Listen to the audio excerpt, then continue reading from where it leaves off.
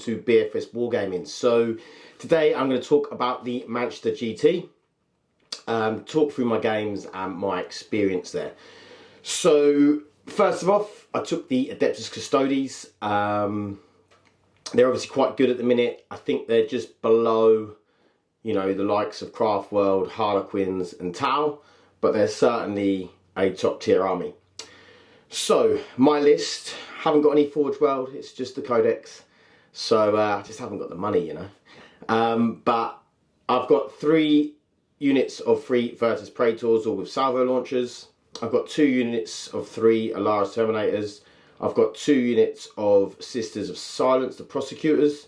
One's a unit of 6, one's a unit of 5, because I had some spare points. And then I have 2 units of Custodian Guard, 2 spears, 1 sword and shield.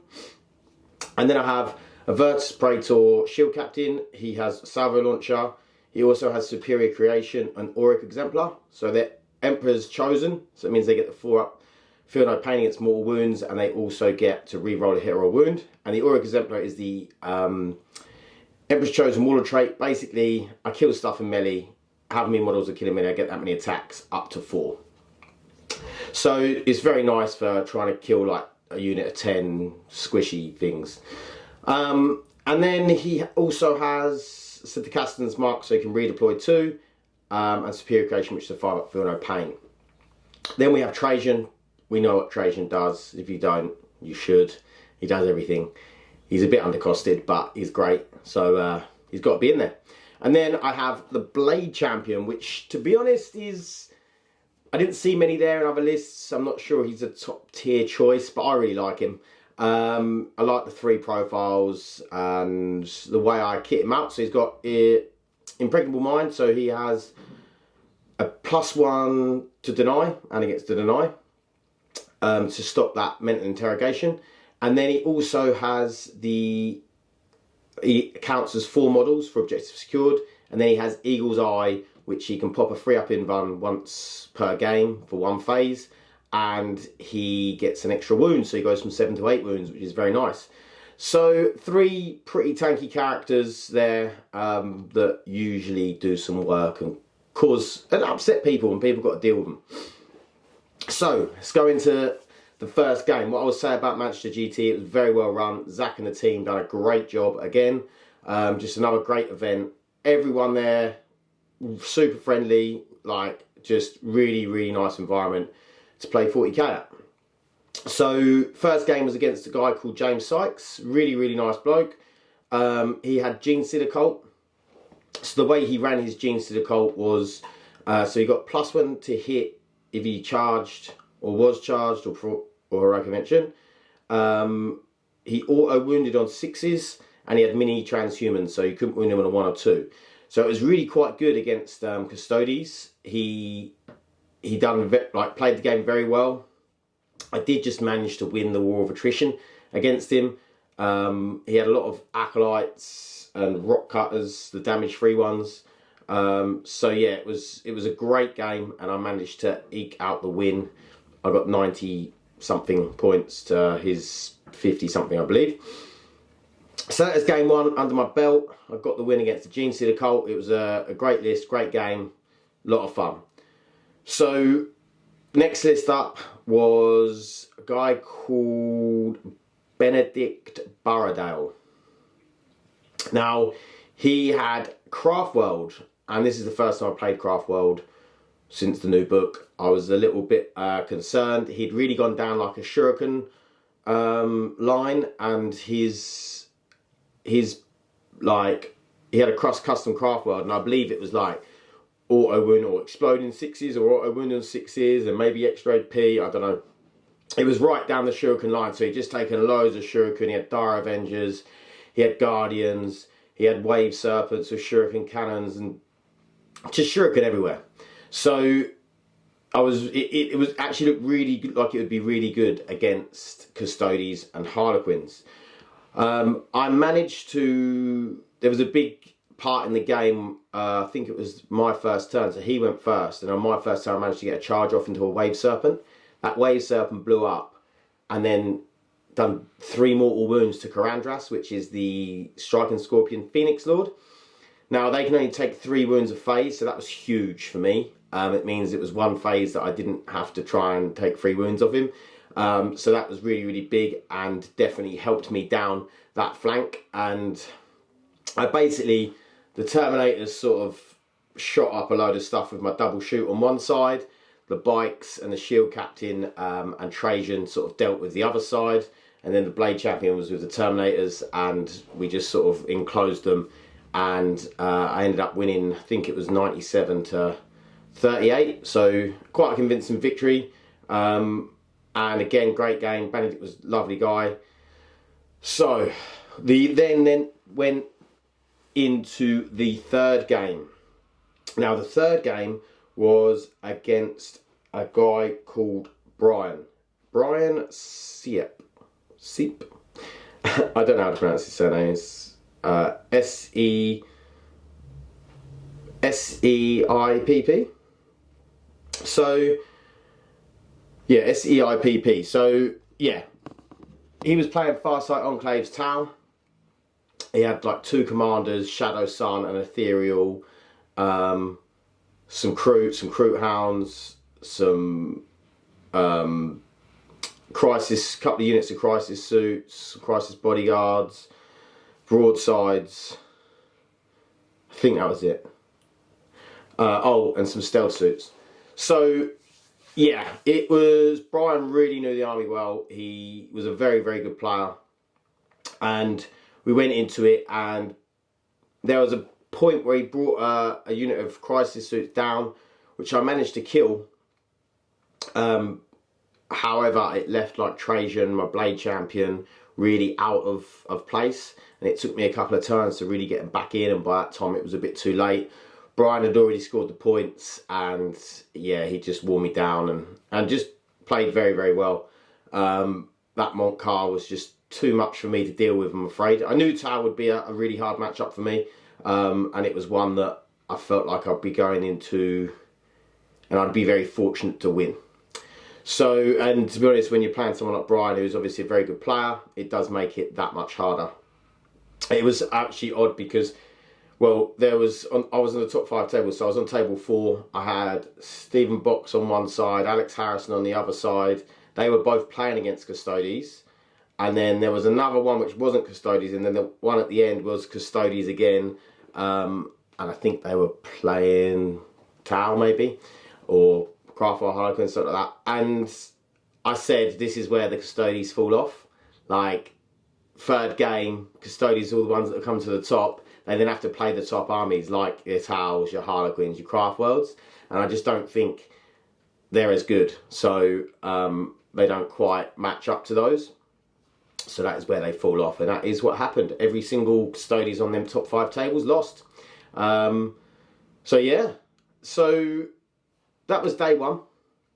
Went away, get a nice sleep, refresh myself, and then I find out that I'm going to be playing Malik. I'm in Rubio from Dice Down, the LGT winner of 2021.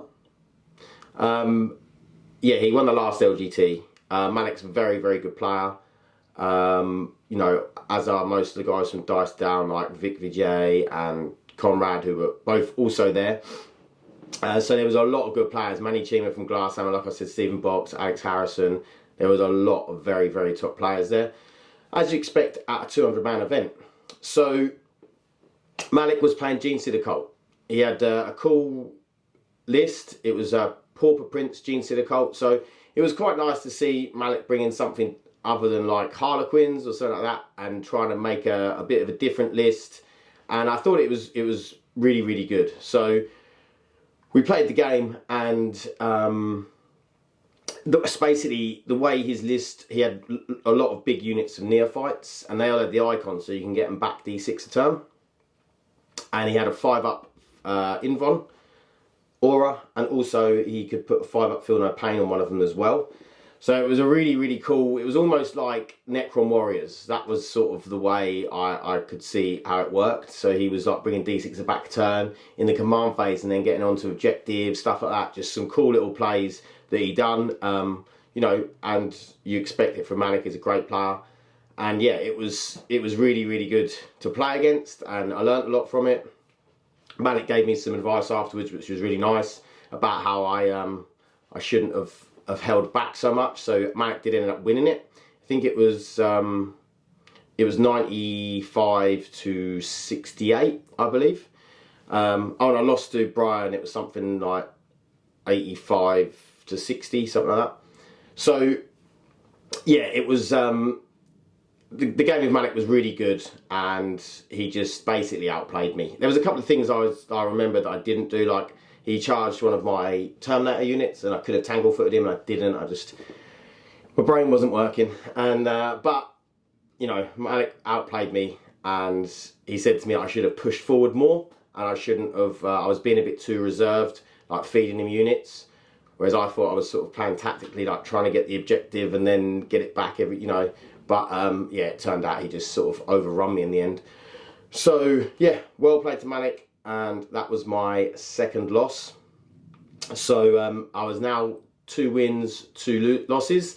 Going into the third game, and my target for a tournament is to always try and get more wins than losses. So third game, I went up against a guy called Luke Mason, who was also playing Custodes, so a mirror match. Everyone had told me that if you lose, basically you don't want to go first in the mirror match for Custodes, you want to go second. I ended up going first, and I was like, oh no. So how it worked, it was the one with sort of, you have an objective in your deployment, it's Dawn of War deployment, and then you have one here and then one over here. So it's almost like a weird sort of L shape or a tick, and with the objectives, I really liked the mission. So I'd put over behind this L over here, I'd put a load of, put 6 bikes and a shield captain, 3 custodian guard who were on the objective over there. Then I had Trajan, Terminators, custodian guard, and the shield captain over here. Then I had some sisters and some more bikes over here, and then 3 in deep strike. So I went first, I pushed up onto the objective, and I got stranglehold onto the closer objective, so I had to get stranglehold. Then in Luke's second turn, he sort of moved his sisters out and his custodian guard, and I think he was trying to like protect his objective, but it actually allowed me to then get on it. So I jumped my unit of sisters and my unit of bikes out. The bikes basically killed the custodian guard. The sisters killed 4 of his 5 sisters, and then 3 of his 5 sisters, and wrapped the last 2, sorry. And then he came over with some bikes, killed my sisters, but I don't think he killed all of my bikes. No, he didn't. He killed the bikes and didn't kill the sisters. And then I had some Terminators go over, and some others dropped down. And yeah, I managed to clear the bikes. I think he had a shield captain left. So, and then on the other side, where I had my 6 bikes and the other one, he had 3 bikes and a dreadnought, the Achilles dreadnought. And we were sort of playing standoff, and it ended up that he sort of left them there too long. He did bring them out at the end, and I managed to kill them. But it all hinged over that one. All of the fighting really was in that one objective. And the fact that I kept an eye in primary just meant that I won the game. So that was a really nice game. Luke was a great opponent, and it was a really good fun game. And, you know, nice to be able to beat the mirror match, I suppose. We actually said we think the dreadnought was a difference because I had more mobility, more movement, and his dreadnought probably in that matchup hindered him a little bit. So yeah, great games, great opponents. I had such a good time. I am actually going to the Coventry team tournament that Warhammer Events are throwing. Zach and the team doing again. So I'm really looking forward to that, and I will probably try and do a tournament review for that. I would say big well done to my brother who also went with me. He actually ended up coming 18th with Drukari and a patrol of Harlequins in there. He went 4-1. So, and then I actually ended up 36th, I think it was. Out of like 200 or 180, whatever it was, nearly 200 players. So I'm very happy with that. And yeah, can't complain. So I hope you guys enjoyed this little talk through. If you get the opportunity to go to one of the Warhammer events, I highly suggest you do. Great events and well run. And like I said, there was no arguing. Like, I didn't see anyone have any problems. Everyone was super friendly. So yeah, go and check them out. They're big events and it's very cool to have them here in the UK. So please like and subscribe, and I'll see you in the next one. Thanks. Bye.